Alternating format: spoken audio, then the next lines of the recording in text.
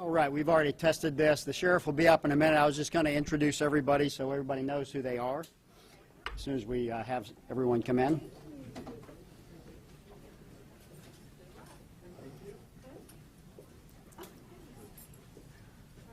All right, if everybody can come in here. I'll go ahead and start.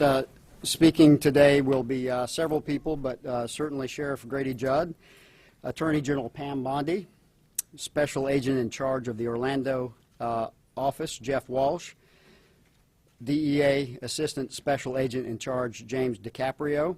We also have Major Michael Thomas from the Florida Highway Patrol and Captain Brandon Sneed from the Florida Highway Patrol.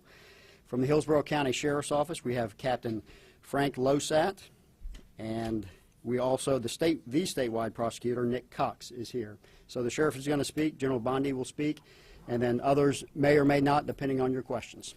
Sheriff. Thank you, Scott. Thank you for being with us today, ladies and gentlemen. I am excited to talk about our partnership with the Attorney General's Office, as well as DEA, the Highway Patrol, Hillsborough Sheriff's Office.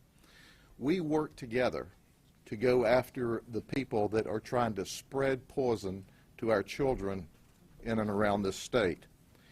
And let me give you a brief overview, and then I'll turn this over to General Bondi. Operation Hoodoo Voodoo wrapped up, and we met with you last March.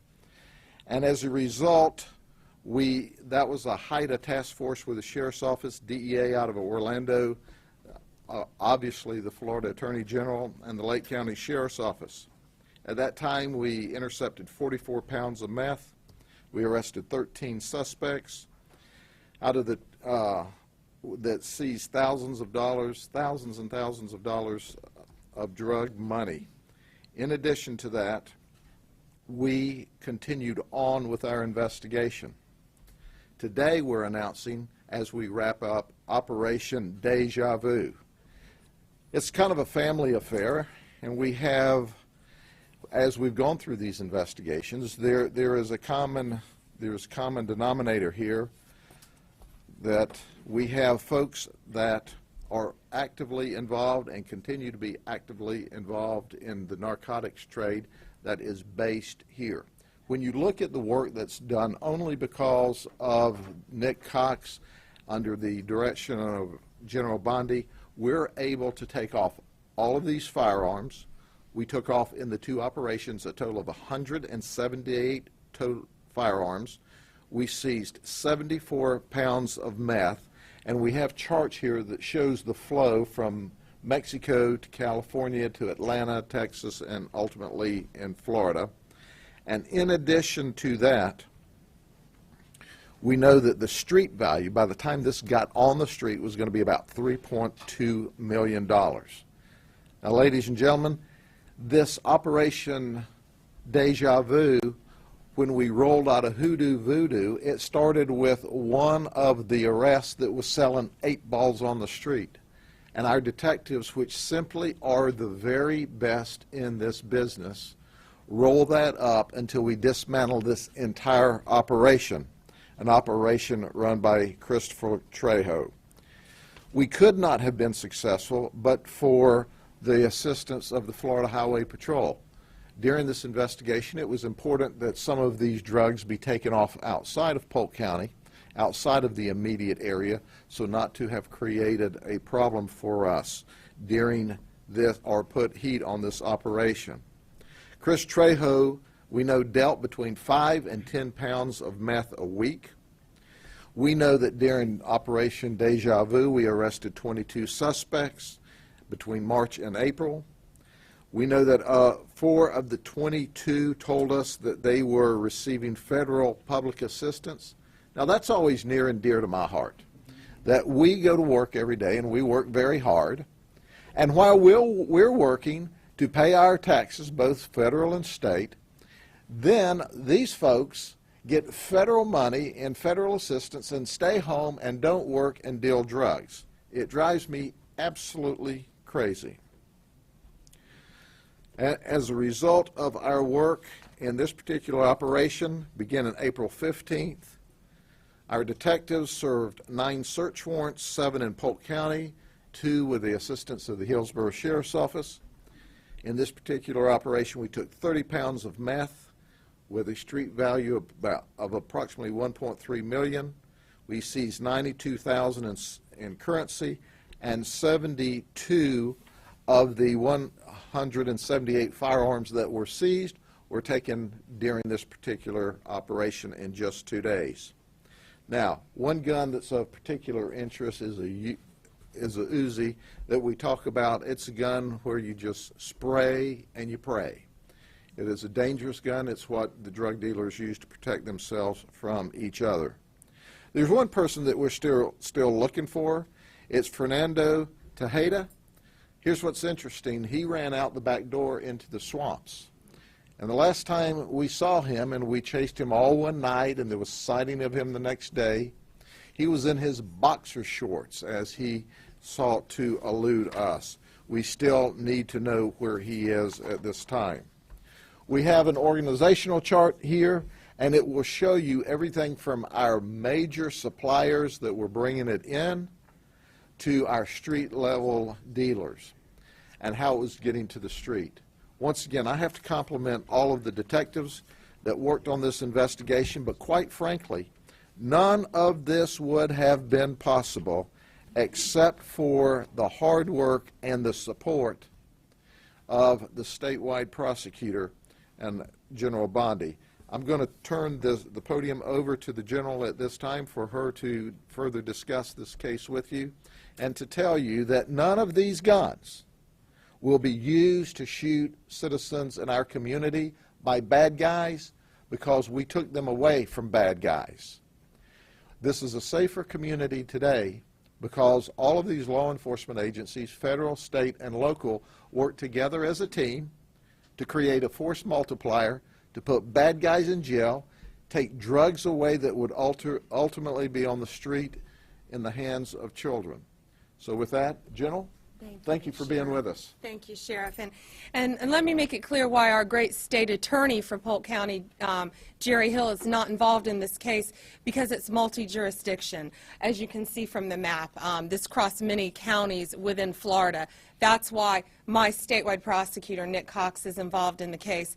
I want to start off by saying these criminals made one very big mistake. They wound up in Polk County. And I'll tell you, it's bad enough in one thing to profit from poisoning others, but it's another when you bring drugs from Mexico into our country, California, Texas, Georgia, and end up in our state and do it with impunity. Because when you're in this country illegally and you're doing things illegally, I want to tell you, and you wind up in Polk County, Grady Judd is going to find you, the DEA is going to help them, and my statewide prosecutors are going to lock you up for as long as we can. And we're going to enjoy it. And each of these defendants are looking at 30 years in Florida State Prison for conspiracy to traffic drugs. I just want you to know one particular one of interest to me is Jose Duarte. He's the second level, where is he on the poster? He's over there in the green. Jose Duarte. You know, transporting drug money, and we hundreds of thousands of dollars here, but particularly $50,000 is what infuriates me. Because you know where Jose Duarte is allegedly hiding this? In his baby's crib. So not only have you forfeited your right to freedom, but any shred of decency.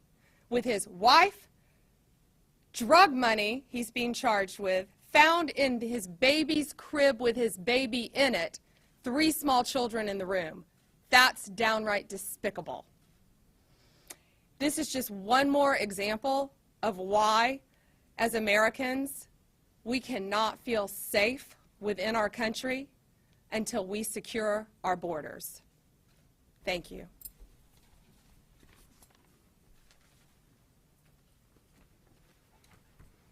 Good afternoon. I just want to say and comment, as far as this investigation, methamphetamine investigation, methamphetamine is the devil's cocktail. Okay, and you can see by the comments made on this case what was going on. People do things purely for profit. They try to spread addiction throughout the counties, throughout our cities. It doesn't matter to them. All they want to do is spread the poison, bring the profits back. It doesn't matter at what cost to human life. As far as as far as the methamphetamine, we can't even throw this stuff away when we seize it. It's hazardous material. So you can imagine what these people are doing to their bodies when they take it, the users. It decays you from the inside out and from the outside and in. And this stuff is very dangerous. It was a good day for law enforcement. And this panel of law enforcement right here is excellent. It was a joy to work with these guys. They work without a clock, okay? What that means is they work until the job gets done. Day or night, it doesn't matter. While everybody's sleeping, safe in their homes, these people are outside doing the job and getting this stuff off the streets. And they should be commended for that. They work hard, and they make a lot of personal sacrifices to their families to make this place a better place and a safer place.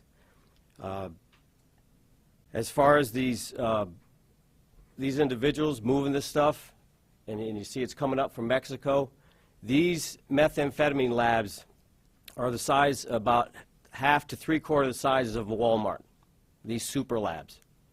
They're putting these shake and bake meth people out of business so they can pump out more and more and cheaper. Okay? Their goal is to get people addicted so the money keeps coming and they keep making money. So when you're talking to people, when you're talking to kids, when you're talking to your children, please make sure they know the dangers of methamphetamine and drugs and make sure they don't use it. When you hear just say no, this is absolutely just say no. Run from this stuff. It's poison.